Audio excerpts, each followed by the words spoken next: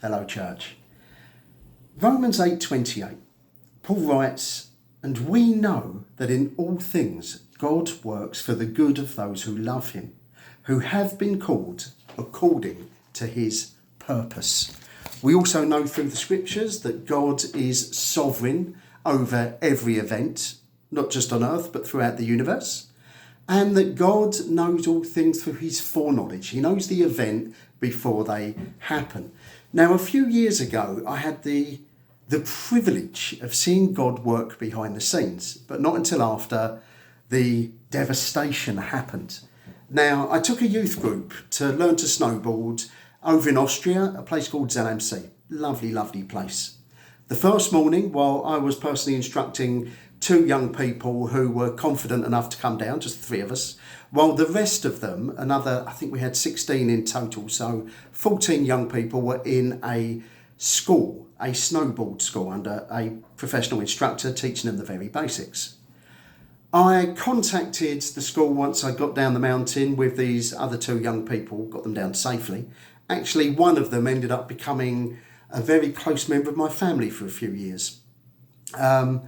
I got in touch with the ski school, said we'll be over in about 15 minutes, we're on our way. And the instructor said, "I need to talk to you, we've had an incident, there's been an injury."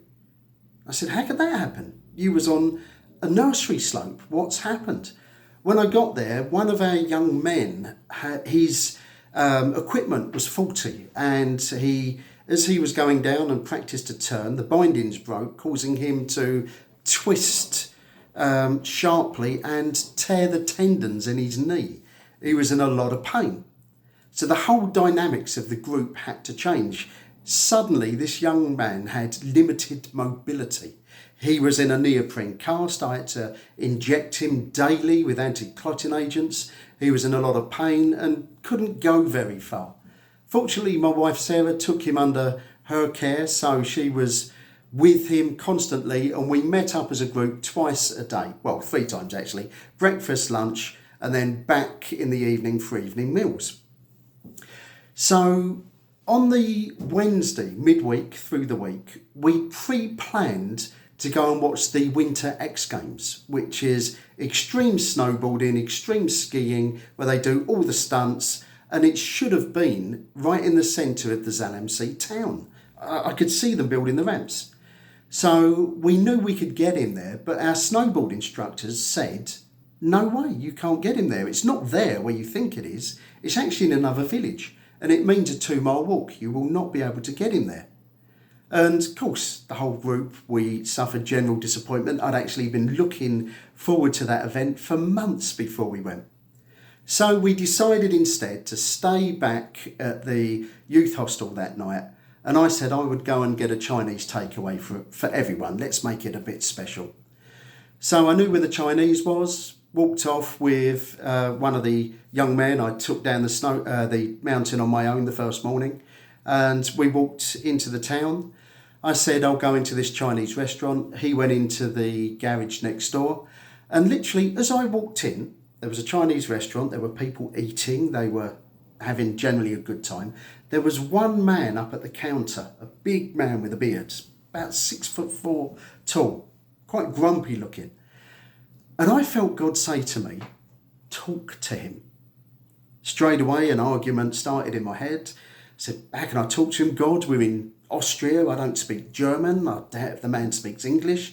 I don't know him. And he's a big man and he looks grumpy. Why would I talk to him?" But this sense of God wanting me to talk to him would not go away.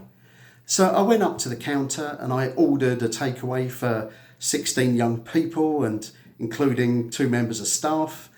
And then I said to the person on the other side of the counter, "Could I have a receipt, please?" And they said, "Yes, of course."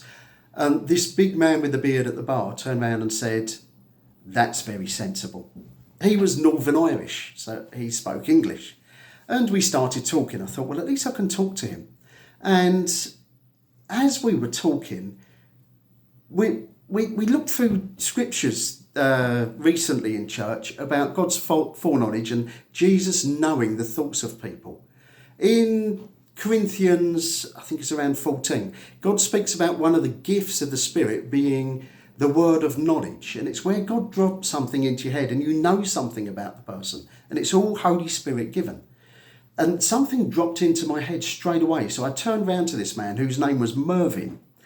And I said, Mervyn, he told me his name. I told him my name was Glenn. I went, Mervyn, whatever you do, you are very, very successful at it. He stopped and he went, yes, I am. He said, I'm a multimillionaire. He said, I own my own construction companies. And then God dropped something else in. I said, yeah, but in your own eyes, you feel a complete failure. At that point, Mervyn began to break down. And in seconds, this 6'4" Northern Irishman was crying his eyes out. At that point, the young man who was part of my group came in from the garage next door buying some bottles of Coke for us to take back and probably thought, what has Glenn done now? I'm up at the counter. There's this 6'4" burly Irishman with a big beard crying on the counter. Another thing that was weird, while all this was going on, as soon as I started talking to him, it seemed like the whole restaurant was put on pause. It was absolute silence. There were people eating, but I couldn't even hear the knives and forks or chopsticks going. It was absolute silence. Then I said to Mervyn, I spoke to him about Jesus and the grace of God and how much God loves us. And Mervyn said, that's why I feel so empty.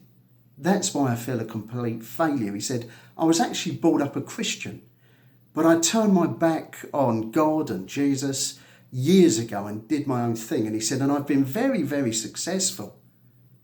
But you wouldn't recognise an ounce of Christianity in me. He said he'd basically done everything that the Bible tells us not to do. So as we chatted about the grace of God and God's love for us, I then said to Mervyn, can I pray for you? That you just know the love of God in your life. And he said, please do. So I prayed for Mervyn, and Mervyn's whole countenance changed, and he said, thank you very much. And literally, as I finished praying, all our food turned up at the same time. And the restaurant came back alive, and we said our goodbyes. And Mervyn said, could I meet him the next day to go out for a meal? And I said, look, I'm very sorry, I can't. Tomorrow's our last day, and I've got a snowboarding school to look after, and I just can't leave them. And then we're flying home mid-afternoon. So he said, well, okay. And I gave him some contact details, and that was it really. Whether I'd hear from him or not, I didn't know. Anyway, a few weeks later, back in the UK, the pastor of the church I was in then, the lead pastor, it was a vineyard church, came up to me and said, Glenn, we've got an email come through from someone in Northern Ireland called Mervyn who met you in Austria. I went, oh yeah. He said, you've got to read this. So I read it. Now, what I didn't know, and this is God's sovereignty behind the scenes. This is God working all things together for good. When our young man twisted his knee and was in pain, and a whole agenda was written off for that week, and we couldn't get to the Winter X Games, I must admit I was slightly peeved. Very slightly, actually immensely. That night when I went to the Chinese restaurant, I was right. Our snowboard instructor was wrong.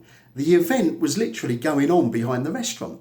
And I said to the young fellow who'd gone to the garage next door, there it is. We could have all come. There it is. We could have got him here. But the plans were scuppered. Anyway, this is what Mervyn said. That very morning before we met, he was up on the mountain. Now, he didn't tell me this in the restaurant.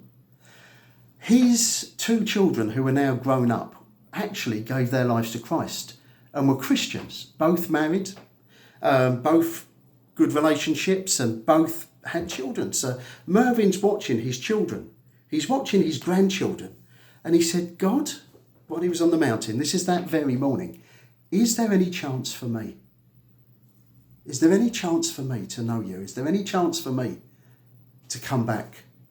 If so, please tell me. That night, God orchestrated a man from Ireland to go to a Chinese restaurant in Austria. He scuppered our plans. We'd come from England to that same town, had a different agenda planned that was then taken away.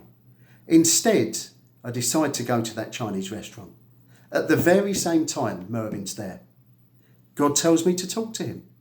Why? Because he'd said to God, if you could forgive me, if you can restore me, tell me. What does God tell me to tell him? That God loves him.